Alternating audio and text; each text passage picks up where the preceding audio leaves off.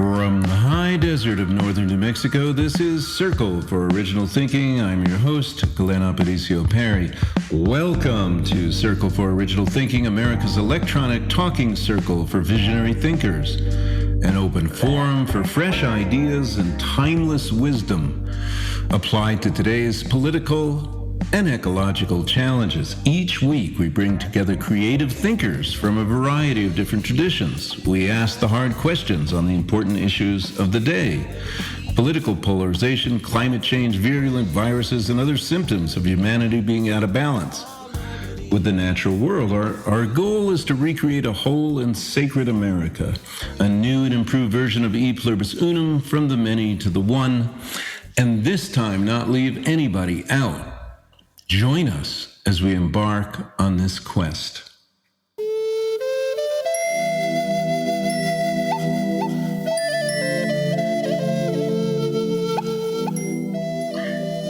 If all the world's a stage and men and women are merely players, what can an artistic director of opera, a musical composer, and an educational designer and therapist tell us about how life is or should be? As it turns out, a lot. On this edition of the Circle for Original Thinking, we go behind the curtain to get a glimpse of what it takes to get an opera company up and running, the artistic process, the place of art, music, and psychology in our lives.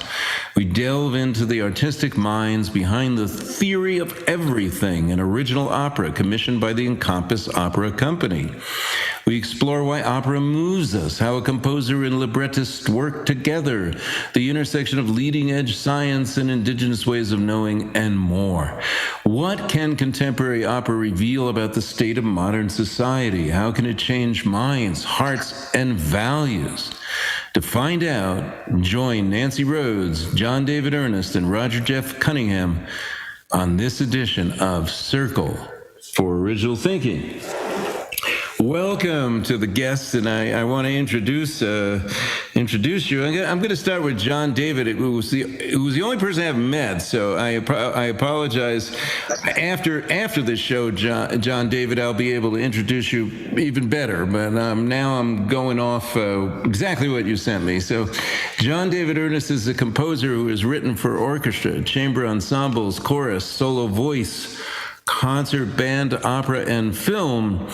In addition to several one-act operas, his first full-length opera, The Theory of Everything, was commissioned by the Encompass New Opera Theater, a collaboration with Nancy Rhodes, of course, who wrote the libretto. A longtime resident of New York City, Mr. Earnest has taught music composition both privately and as a visiting professor at Whitton College in Washington, and as well as doing adjunct teaching for Lehman College and Rutgers University. So welcome, John David.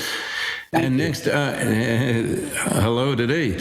Now I want to introduce Roger, because I'm building to you, Nancy. You're the diva here, so we're going to get to you. So Roger Jeff Cunningham is a co-founder of Encompass New Opera Theater. He's going on to teach psychology in college, and he created the Dream Table, which meets weekly and allows his students to discuss their nighttime dreams and nightmares. I love nightmares, that word. It's a powerful word. Horses, mares, dancing. I'm moving to a place with wild horses, so I love the word. I was glad you work with them, too. They're great to work with. He has a small private practice and continues to assist in the growth and development of Encompass. Now, seriously, Roger, I don't know many people that work with nightmares in groups, and that's a great idea. Okay, so anyway, now Nancy Rhodes, called the Champion of American Opera by Ronald Rand. Nancy is the longtime artistic director of Encompass New Opera Theater and the librettist for The Theory of Everything, which is a new opera. For those that don't know about it yet, it's a new opera inspired by physics' superstring theory of multiple dimensions and alternate universes. And we will be recording this podcast in 2 different universes, and my sound engineer will put it together later, so it's okay. At Encompass, she has staged scores of operas, about 70 all told, including Virgil Thompson's The Mother of Us All, Blitzin's Regina, Britten's Phaedra, Evan Mack's Angel of the Amazon, and The Astronaut's Tale at the Brooklyn Academy of Music. Nancy staged the world premiere of Kirke Metcham's Tartuffe for San Francisco Opera and Virgil Thompson's Lord Byron and Alice Tully Hall, as well as new operas for Brooklyn Philharmonic Orchestra and Pittsburgh Opera Theater. Her acclaimed production of Gregory Freed's opera The Diary of Anne Frank toured Cleveland Opera and was nominated for an Artistic Achievement Award. Nancy has directed operas all over the world. She's what you might say is a Rhodes Scholar. She's been to Stockholm, Finland, Istanbul, Amsterdam. She's spoke and conducted workshops in all through Europe, South America, Russia, you name it, she's been there. And 8 years ago, she launched Paradigm Shifts, a music and film festival that brings indigenous cultures, women's wisdom, and social justice environmental issues in celebration of our planet, oceans, sacred lands, and wildlife. So welcome to everybody. How's everybody doing today? Great. Good. Wonderful. Good. I'm glad. So, Nancy, I'm going to start with you, okay? Now, how did Encompass get started? And by the way, I love the name Encompass Opera. I mean, it's a big name, and it's circular, just like the planet. So what does Encompass Opera encompass? And what does it pass on? What does it leave out? It doesn't leave out anything. So seriously, how did you get started, and what's it all about, Nancy? Well, thank you so much, Glenn. It's a joy to be here, and it's a joy to have had your beautiful prayer that you gave to us, embodying all the elements of the universe, all living creatures. And in a way, the word encompass means to reach around, to embrace, to embody, to hold dear artists and music and ideas. And so actually an actress wrote us when we sent a letter out early on. We had some words, and she wrote back and she said, I think you have the name of your company in your letter. And she circled Encompass, and we knew right away that was the word that we felt drawn to. So many years ago, I was working at the Roundabout Theater, and I met Roger Cunningham, who was the technical director and a producer there. And so we connected and teamed up and eventually came together to start Encompass. We wanted to bring new ideas of theater into the realm. But I'll just quickly go on to the next big turning point for Encompass was when I met Virgil Thompson. Many people may or may not know who Virgil Thompson was, but he was a premier American composer, and he wrote 2 landmark operas with Gertrude Stein. One was called 4 Saints in 3 acts, and another one was called The Mother of Us All. And so through a kind of fluke, I got together and Roger and I decided to produce this work, and that gave me the chance to go to the Chelsea Hotel in New York and meet Virgil Thompson. He was 82 and I was in my 20s, and we had a ball that day. I mean, he was an extraordinarily witty, person. But more than that, I told him some of my unusual ideas for staging The Mother of Us All. And here's the big moment for a young artist speaking to a senior master artist. He said, yes. Yes. Yes. I like your ideas. Yes. Ah, good. And then he jumped up and ran over to the piano and he began to play from the opera, The Mother of Us All, and began to sing. And I had learned the score, so I jumped in and sang with him. And so we were off to the races, so to speak. And that led to a long 10-year collaboration and friendship and mentorship with Virgil. Awesome. Wow. And I'm glad you mentioned Gertrude Stein and the Chelsea Theater. Boy, when I had, even before I was married to Tomoko, my wife, I met in Japan. This was, let's see, in about 1987, we came to New York and we stayed at the Chelsea. It's the only time, because of the history, so kind of had to do it. So we had a great time. But also, in mentioning Gertrude Stein, I want to bring in Roger because I know that Encompass hit a bump in the road once that threatened to derail everything, the entire company, and that's when he had a very special encounter with Gertrude Stein, the spirit of Gertrude Stein, and I want you to tell us that story because I love hearing it. We had done Mother of Us All in the Village, and then the following year we decided that we wanted to do the full opera with a little orchestra and everything. And a colleague was starting a discotheque in the Village in Soho, and he had a corner of it that he wanted to build a theater in. So we were doing all of that, and we were cast, we were in rehearsal, we were building the sets, and his business, the funding didn't happen. So he just like, well, we're closed, bump, bump. I said, what do you mean closed? You know, well, you got to get out. We got to get out. Blah, blah, blah, blah. And they were locking the place up. So I left, and I was walking across Houston Street to Hudson Street, and I was crying my eyes up because I didn't know what to do. I mean, you know, we had everything there. We were ready to go, and boom, the door's locked. And I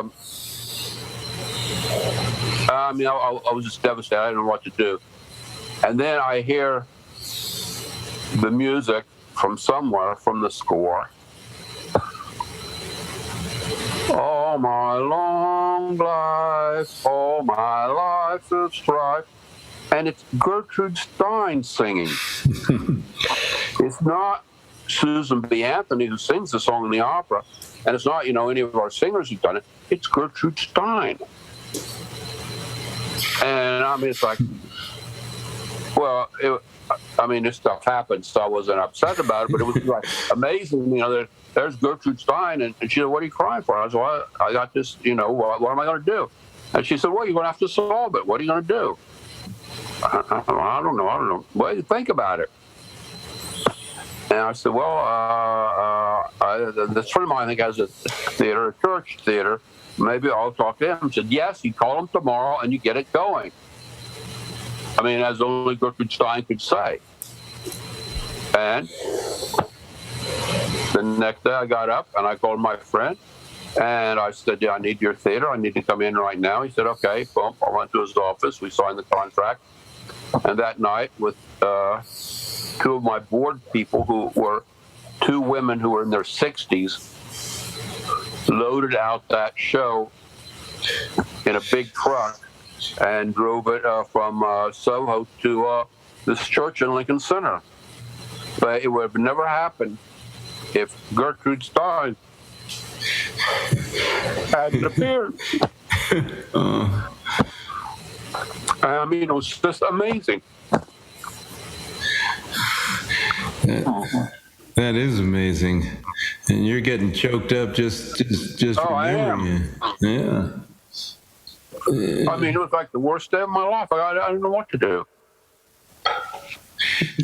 And the worst day of your life became the best day of your life. Yeah. That's kind of the way it is, right? Like that old Chinese tale about you never know what's good news or bad news. You know, the son breaks his leg, but then he doesn't go to war. You know, I mean, it's like you just you don't know. Yeah, no, that's deeply moving stuff. So, thank you for being tapped into the spirit, and the spiritist just comes through. Gertrude Stein sings through you and saves Encompass Opera Theater. It's pretty awesome. So that brings me to my next question. I want to bring in John David Ernest. And you're a composer, you know, you've written for orchestra, you've written for chamber ensembles, you've now written a full-length opera, The Theory of Everything, which is writing the music for some pretty powerful, all-encompassing concepts. So I want you to speak to us a little bit about your process. Where does music come from? Where does music come from? You know, in the world, and how does it flow through you? And how do you make music for deep philosophical concepts of interconnection? I mean, there's some good strong pathos and emotion in the Theory of Everything. I read the wonderful libretto, which it's almost had me crying at the synopsis. So I think I could see some of the music for that, but how do you capture those concepts? Talk to us about that. Well, composers who write for the theater, especially for the lyric theater, opera and so on, face many challenges. Some of them are spiritual and aesthetic, and some of them are really just practical. On the aesthetic side, you first begin with language. If you're setting words, that has a unique set of parameters around it, because sung language is not the same as spoken language, for the obvious reason that sung language takes more time than spoken language. And so first you have to examine the word. Prima la parola was the 18th century saying for it, and that was first the word and then the music, because opera and music for opera springs out of the word. So that the next challenge of writing music is to capture not only the spirit of the word but also the rhythm of the word. And that's not always easy. It takes a lot of investigation into the way words move. Because language has interior rhythm, it has external rhythms, and setting it to music is a real challenge. So when I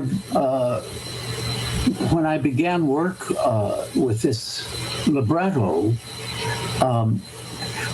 I have to read it through and begin to hear it as music in my inner ear. Sometimes things sing off of the page to me, which means a sentence or a phrase will leap off of the page and I will instantly hear how it might be set. Other times I get nothing. And sometimes I have to struggle and say, well, this is the practical point of it. And the really challenging part is, how do you set complex language? For instance, if you have words which are multisyllabic, it makes it more difficult. There's a very good illustration of this in popular music, and that is most all popular music has single syllable words. I love you. The moon is blue, and so on. Very, very simple ideas. And the reason is that if you sing that, then you have to grasp the rhythm of the word, but also the meaning of it. But the time is elongated. I love you. Not, I feel a great deep affection for you. That is not such an interesting song, but I love you is. So therein lies the challenge of setting words to music, and especially opera, because a libretto is a very unique kind of beast. It's not really a play, but it is the format of a play because it has a narrative arc to it. So the language of a libretto, it has to be crafted in such a way that it will be amenable to setting to music. Nancy has a gift for that. She's written many libretti, and she instinctively knows what might be set well to music. But there were other times that I found in the libretto that she had ideas to explore and explicate, and they were ideas that were rather complex. And so I faced a real challenge with, well, I have no idea how to set this.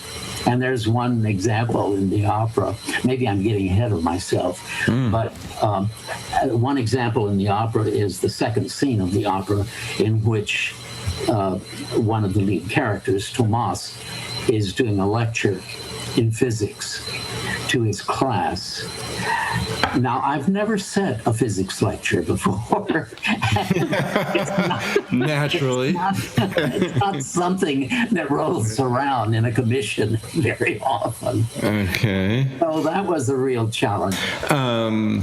Let's hear the music from that scene that you just described to see how you put music to a physics lecture.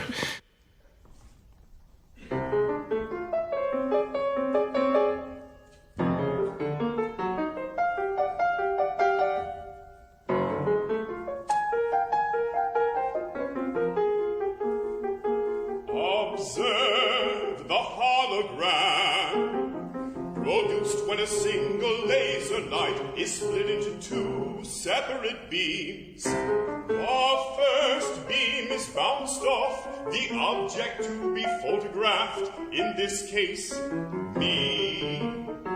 Then the second beam collides with the reflected light of the first beam, and the resulting interference pattern is recorded on film. To the naked eye, the image looks nothing like me. I'm just a pattern of swirling shapes, like throwing small stones in a lake, and the water ripples outward in ever-expanding circles. Now shine another bright light through the film, and suddenly I appear in three-dimensional form. Wave your hand, it wafts right through me. But that's not all. Cut the film into many small pieces, and amazingly, when the light shines through, each piece will reveal my complete image. Every tiny piece contains the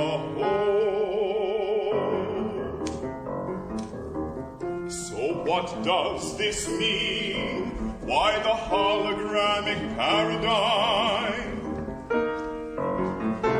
It illustrates the concept of unbroken wholeness and the totality of existence as an undivided flowing movement without borders.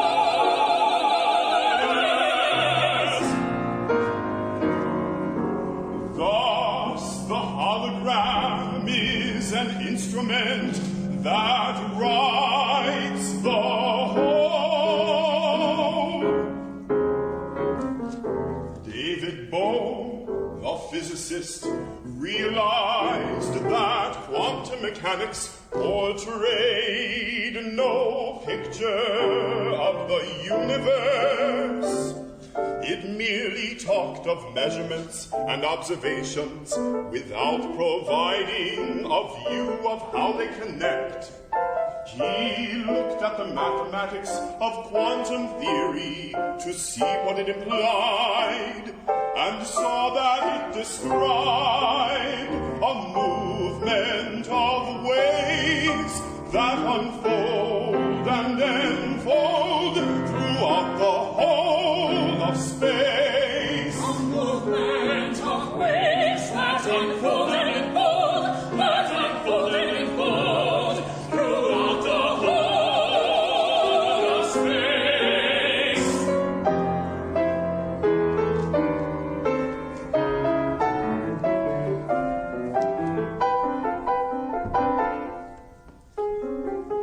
Native American cosmology has the exact same view. They see the universe as a seamless web of interconnecting threads. That's why I've proposed to study the Q'ero tribe in Peru. They have ancient concepts of time and space through deep dreaming that parallel Bohm's findings. They believe that each part of space contains waves from everywhere which enfold this whole room, the whole universe, the whole of everything.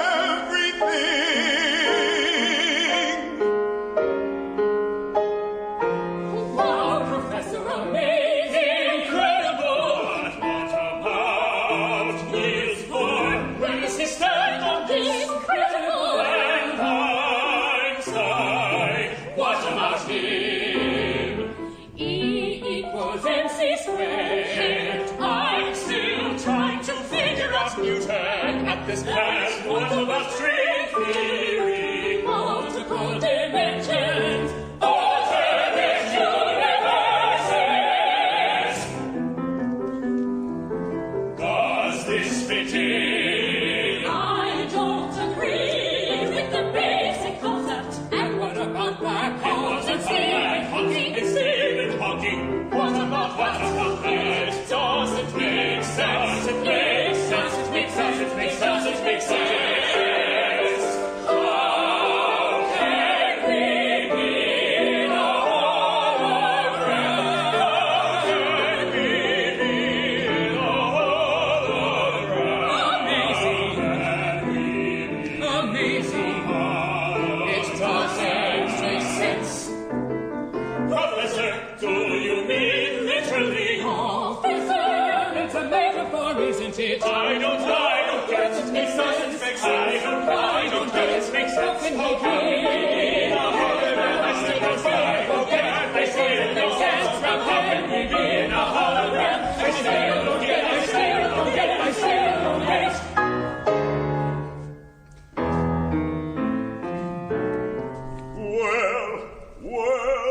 Well, Professor Cabral, a rowdy class, wouldn't you say?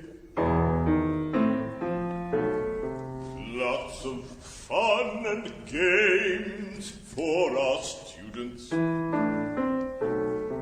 Professor Bruno, you surprised us.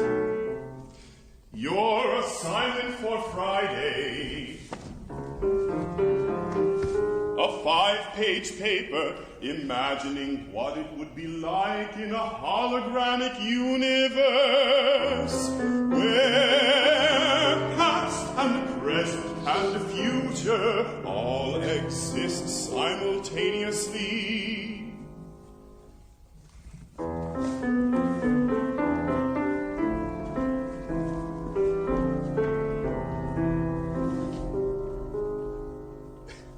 Your class syllabus reads like a fairy tale. David Bohm's hologram, implicate, explicate order, indigenous views of cosmology, entering the dream time, fringe ideas, unproven science, full of inconsistencies and fantasy. What has this got to do with Physics 101, may I ask? I challenge my students to think creatively, based on evidence from the quantum world, from Einstein himself. What? You want students to think creatively? They don't even have the skills to think logically. But I want to sign the fire of passionate action to participate in our living world. Only a few miles away, the rainforest is being cut down. Oil spills all over the planet, glaciers melting, ozone layer thinner than a butterfly's wing. We're in a race against time, Bruno, and our students must be prepared.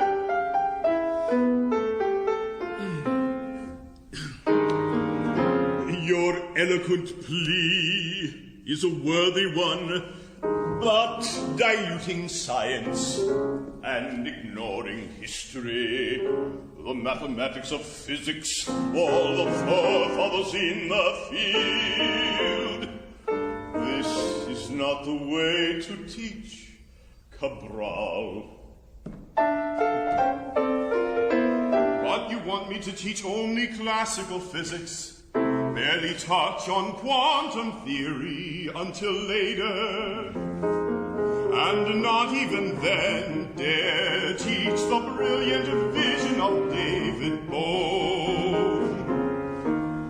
He taught in this very university. He gave us a picture of an interconnected universe, and it could save us all.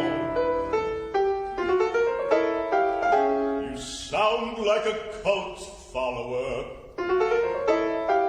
Science is the measurable, the observable, the impersonal, the rational. Look, Thomas, here is the standard department policy. Follow it to the letter, and we won't have any more unpleasant discussions. Don't insult me with that absurd request.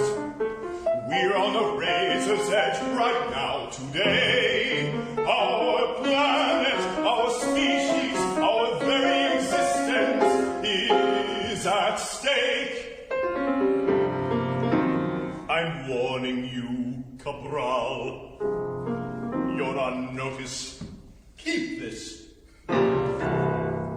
You are going to need it.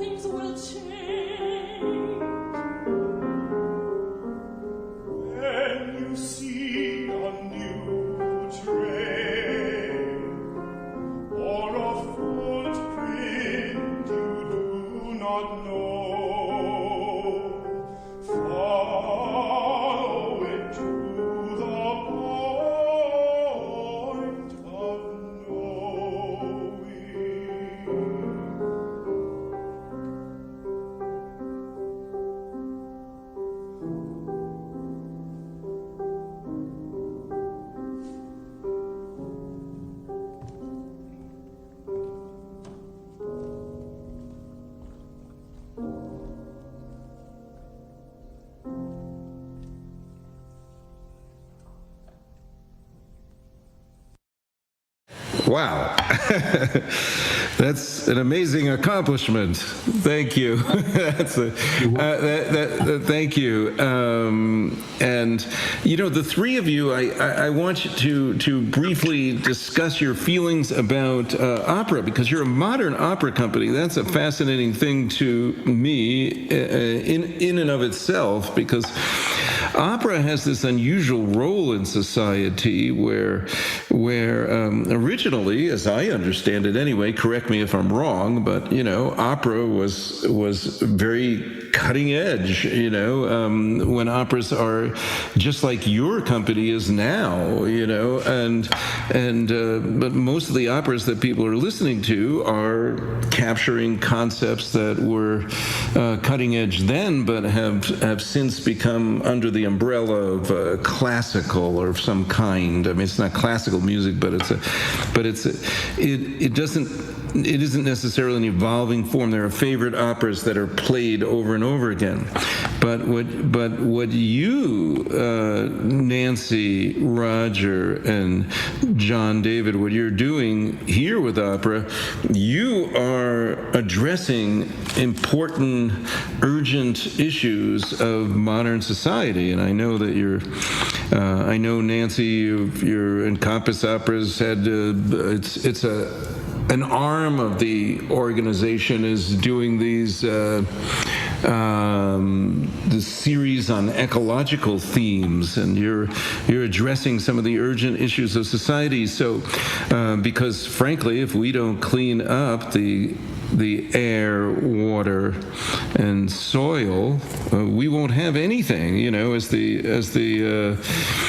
As the Cree proverb says, only when the last tree has been cut down, the last stream has been poisoned, the last fish has been eaten, will we learn that we cannot eat money. So it's so how do you see your role, and how do you see opera helping foster important, urgent change in society? That question's for everyone. I'll jump in on that. Okay. Well, opera or musical theater or any form is telling stories, and storytelling is that is connected to real issues, emotions, people, is compelling and can draw us into a world to examine what is going on. And I see our job as creative artists, performers. Our job is to think through, feel, experience, and reflect back ideas and thoughts and feelings of where we are and what we're living through in the present. And I feel this is our purpose and mission. Of course, we need to be entertaining and inviting and engaging, but we go through periods where we really need to examine who we are, why are we here, what are we doing, how are we caring for our planet, our oceans, our wildlife, our sacred lands.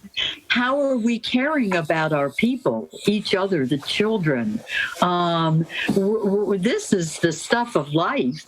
And music, through the lens of music and storytelling, we can reflect back some of the conflicts and challenges, the different points of view, and how do we, where does that take us? And we want to involve the listener, the audience person, we want to engage them into a kind of dialogue with us as we create these works.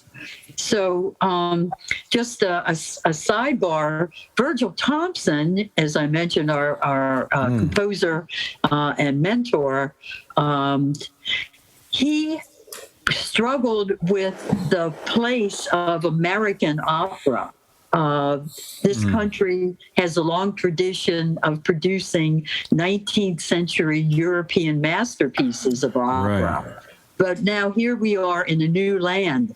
So how do we engage our creative artists and performers to reflect something that we're living through? And so he told me that it was difficult for people like Aaron Copland, Mark Blitzstein, many composers, and several of them went to Paris, and that's how they met up with Gertrude Stein and her salon. And then continued to interact with American writers like Hemingway was part of the salon, George Antile, a whole group of Picasso. So it was a mixture of artistic energy from many disciplines that energized the Americans that went there. Then the war broke out, and they came back and started to write more and more, and eventually Encompass picked up in there. And so we focused for 44 years on the creation, development, and production of 20th and 21st century American opera. So that kind of sets us, that's why we're, that's our special purpose and mission. Yeah, niche, right. Niche, yeah, it's an ecological niche. And Roger, please add to that how you feel that the Encompass Opera is fulfilling this unique niche in addressing the problems, and particularly add in how can that be psychologically healing for people, what you're doing? Live theater is all about healing. So that's part. Music is very healing. The gap that happened in American opera is that we reframed it, and it's called movies. So films are through scored as operas are. So many of the composers who might have been doing what we consider operas were in Hollywood through scoring movies. So we kind of lost that gap in there where we didn't have Americans writing opera because they were writing film scores. So what we try to do at Encompass, and what we feel is we start with great stories, the great dramas. And if you look at the more successful American operas, they've all started with a wonderful play, a wonderful story. And because it's in English, people can understand it and can follow through with it. And the music is written in an American idiom.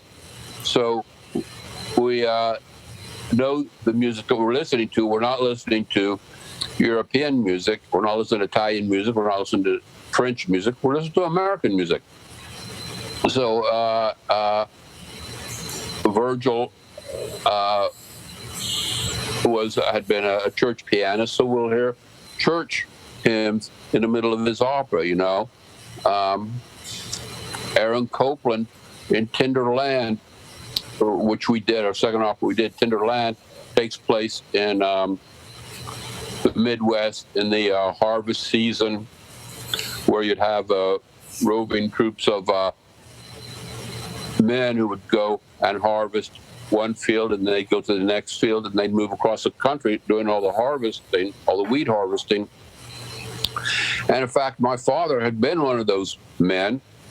And after we did Tinderland, I went home to Illinois, and there was a steam engine show, which is where they had these old farm steam engines before you had gasoline tractors. And we went to that, and we're in the middle of the prairie, and they're like harvesting the wheat, and they're showing how they did the threshers and that. And I could hear the score from the Tender Land blowing across the field. And there's a beautiful song in there, The Promise of Living. And I mean, I'm hearing it there, and I'm there with my father's showing me how the thrasher machine worked. And he was the guy that like fed the bundles of wheat into the thresher. And, you know, it's like, wow, you know, like, how did Aaron Copland know how to do that? He was from Brooklyn.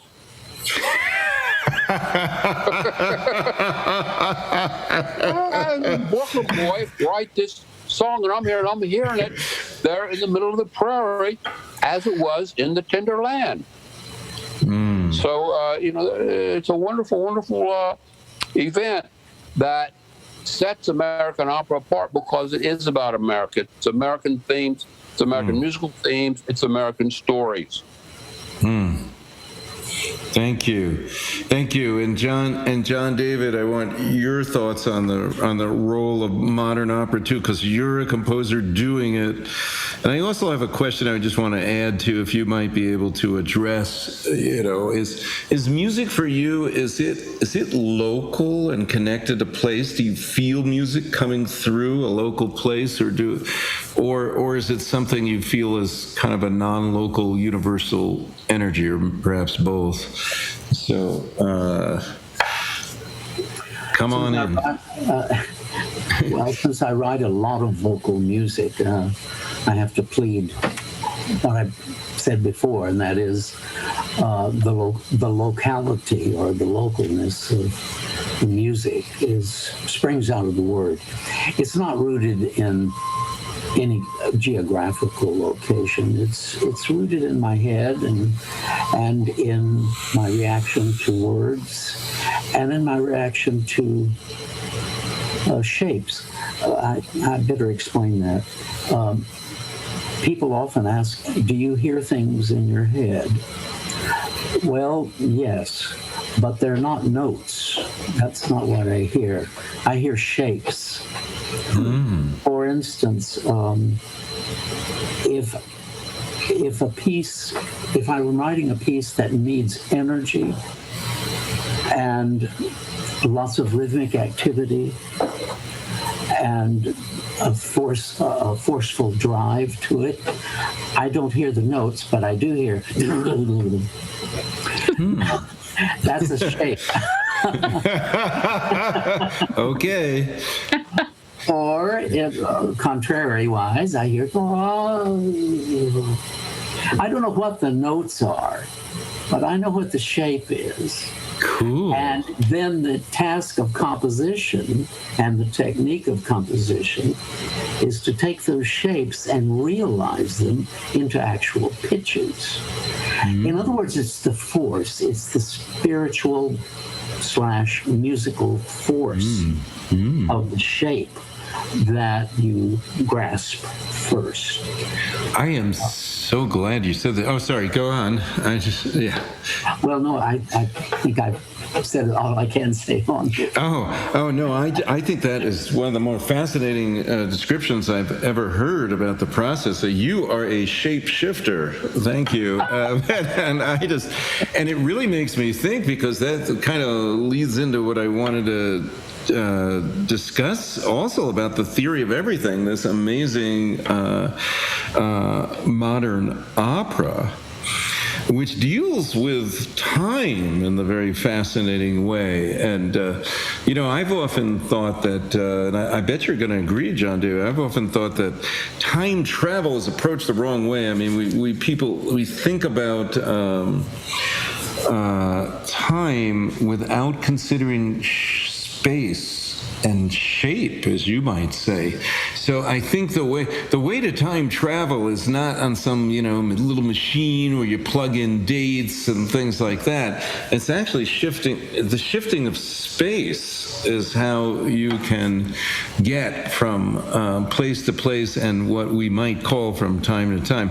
I mean, there's so many fascinating ways to look at time. I mean, Nancy and I first met through the Language of Spirit dialogues that were held by the Seed Institute that I was the founder and director of. And these brought together Indigenous philosophy with quantum theory and other Western science. We were all in the same room. It was moderated by Leroy Little Bear, of the Kainai tribe of the Blackfoot Confederacy. He's out of Lethbridge, Alberta, Canada. And we did dialogues on everything we did, from the very first question he asked, is it possible to have an original thought, to when we said our theme was time and origin. We were always dialoguing about time and space and that unique relationship.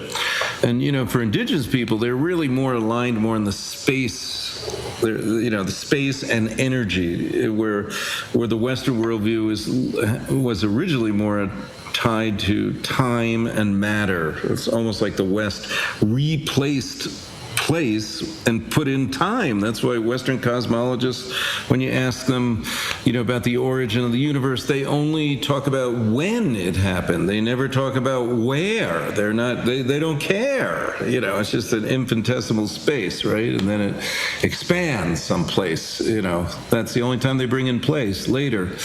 But makes sense. Reading on that, what you just said. Musical time is extremely elastic, and it's constantly expanding or compressing.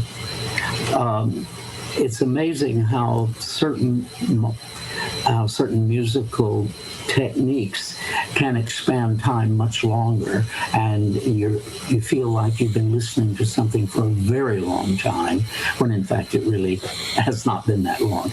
Conversely, there are moments that you, certainly from a compositional point of view, you write something fast and you think, oh, this is going to be so exciting, and then you hear it in performance and it's gone in 2 seconds. Yeah. And what happened to that? I worked so hard on that. What happened to that music? No, you're hitting on some really important things. I mean, I once invited grandfather Leon Secatero, who, Nancy, you've met grandfather Leon, and Roger, I think you met grandfather Leon, and he was supposed to give an hour talk, and he actually arrived 45 minutes late, and lunch was after that, and I said with sad, almost tears in my eyes, Leon, you have 15 minutes. And then I learned this great lesson. He expanded time. He spoke more slowly. And he said the same thing he would have said in an hour, and it wasn't rushed. It was so beautiful and so eye-opening. And you're absolutely right. Time is elastic, and singers can do that, like Billie Holiday and Frank Sinatra. They kind of sing sort of behind the beat or something. I don't know how they do it, but it's pretty elastic too. So anyway, I want to bring back Nancy to ask her about the connection between the quantum world and the Indigenous world, and how that played into the theory of everything. One thing that the quantum world and the Indigenous world have in common is that they see everything as interconnected. So I guess I could quote something from your, if I can remember it, Cassie says, step through the portal, trust it, open it, see the imprint of your soul with the eye of your heart. Oh, I found that so incredibly beautiful. What does that mean? Tell us more about it. Well, like any mortal, I'm going through life trying to interconnect with spirit and time and space. So just let me take a side division. Yesterday or the day before, I was at a memorial service for the wife of one of our composers, and his son is a physicist, actually a quantum physicist. And so we began talking and had quite a wonderful conversation. And he pointed out that we do not know what space is. No one knows what space is. I guess you could say it is. It is that energy force that we're all part of. And as far as time goes, there is no time either. There's no past, present, future. That's all something we've created in our mind because we're living in eternal time and eternal space. So we manifest and then we go back to spirit. And I personally believe that we can remanifest again and again. And so in my understanding of holistic, indigenous understandings is that beautiful total interconnection of all aspects of the universe, and that we are a flowing, ever flowing part of that design, if you will. So, of course, I was learning some of this. I was very influenced originally back in 1989. I read an article in the New York Times Magazine section about a physicist named Edward Whitton, who is a physicist. I think he's still there at Princeton. And he actually was sitting in Einstein's chair. He had taken over Einstein's department. And so he was talking about the theory of everything, or string theory, that says that we live in multiple dimensions, at least 10. Now some people say 12, multiple dimensions simultaneously. And that everything in the universe, taken down to its smallest element, is actually waves of energy, everything in the universe. So I became absolutely fascinated by this and wanted to know more. And in 1989, believe it or not, there wasn't so much written. And I would go to the bookstores and everywhere, and I would find books on physics, and they'd have a paragraph or two. And then later on, it became more and more developed. So then I stumbled upon the writings of David Bohm. And there's a connection now with Seed and with Leroy Little Bear, because I understand that he was teaching Native American Studies at Harvard and at the time, and he read some of the books and writings of David Bohm and saw interconnections and connections between indigenous cosmology and understandings with the writings of the quantum physics that David Bohm was writing.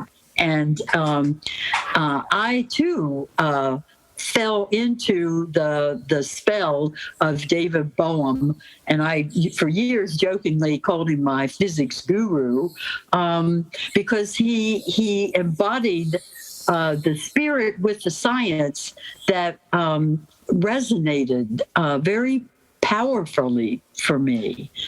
And so I do refer to him, and I bring in some of the ideas that David Bohm puts forth, and I also bring in the idea of holograms. In fact, that's yes, you did. That was that piece that that J.D. or John David had to set. Observe the hologram produced when a single laser light is split into two separate beams. The first beam is bounced off the object to be photographed. And so, I mean, that was a bit of a challenge, I'm sure. Did you produce that in the opera? I mean, did you create that effect and create music through the hologram? I mean... Well, we've only done large excerpted staged sections of the opera at this point, and we used projections. Now coming up, when we do the world premiere, yes, we will have holograms on the stage, because it does figure throughout the whole opera. The idea of light and laser beams being able to create a three-dimensional person. And they're experimenting more and more with holograms. It looks as if a living, real person is there, and it's just made with light. So that I found totally fascinating, and wanted to explore what is the nature of reality. So I read articles, Einstein and David Bohm taught at Princeton together. They were colleagues, and they would take walks together. And one of the articles I read, that Einstein said, what is the nature of reality? That is the key question to ask. And so that began the aria that Rachel sings in Act 1, Scene 3. After she was in a terrible boating accident and escaped, her consciousness escaped into the spirit realm. I guess you could call it a near-death experience. Mm-hmm. Well, let's hear that aria now.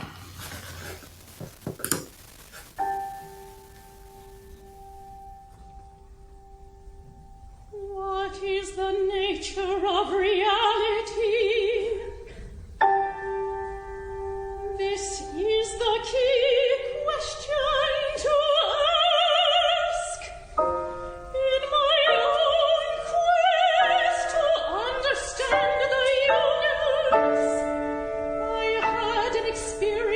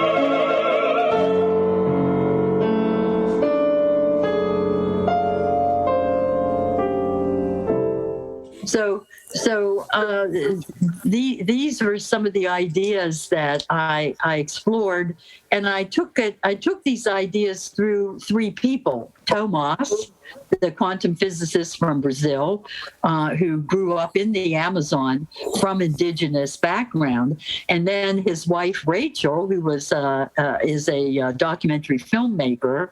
And then their daughter, Cassie, who's 8 years old and has a big interest in astronomy. And so there's 2 scenes, one in a planetarium in the beginning of Act 1, and then there's another scene in the planetarium in Act 2. So, yeah. Well, okay, well, I'm going to pin you down, though, Nancy. Now, this is not wrestling, but I'm going to pin you down here. Okay. I want you to address, if you can, what is that? What did that mean when Cassie says, "Step through the portal, trust it, open it, see the imprint of your soul with the eye of your heart"? And also, if Roger and John David have thoughts on that, because there's something about that phrase that was it was very evocative to me. I thought, wow, there's a lot in here to unpack. Well, I mean, to step through the portal to me means to give over, to receive and accept the great universe and spirit and creator spirit that has manifested all of us, that we trust it, we go with it, we receive, and that we are at any moment stepping through any number of portals and connecting our mind and soul and spirit as one. They're not separated. They can be separated to look at for a while, but it's all one. We are ultimately one. And so that's for the moment what it means for me. Beautiful. And it's also without giving away, being a spoiler about the plot or of the libretto. It's a dialogue happening between those that are living and those that are not. So it's always fascinating to me to consider what indigenous people, the way they interact with their ancestors, and some other traditions as well in the West too, have very robust ancestral interaction, because as who's the person that said, William Faulkner said, the past is not dead. In fact, it isn't even past.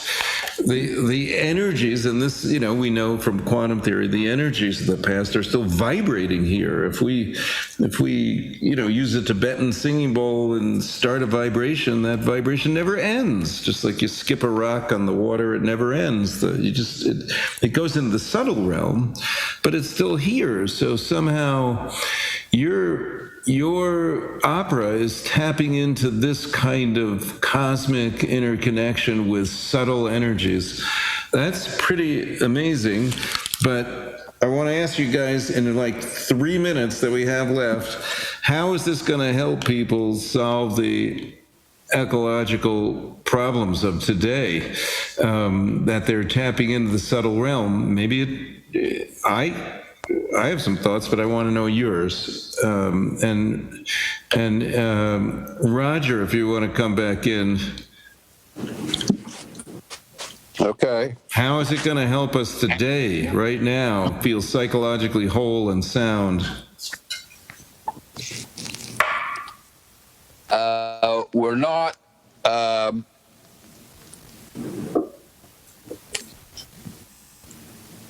piece of fabric that's been cut up and we're just like floating there individually. We're all connected with this huge piece of fabric, and we want to understand that we are a huge piece of fabric. We're just not, I guess, like a quilt, which is like a lot of different pieces. Each one is unique, but it forms a quilt.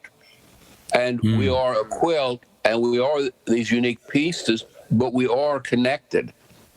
And we're connected to our past, we can watch in that program, Finding Our Roots, and we find out, go back centuries and where we came from, and we begin to become more real. We're just not this person that's here in 2021.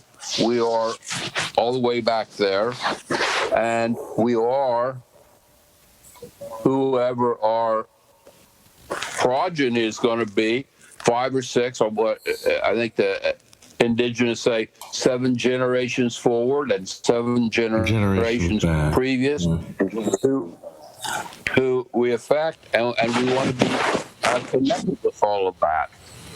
And the piece that I get from theory is that we are all connected, and it doesn't matter. And we have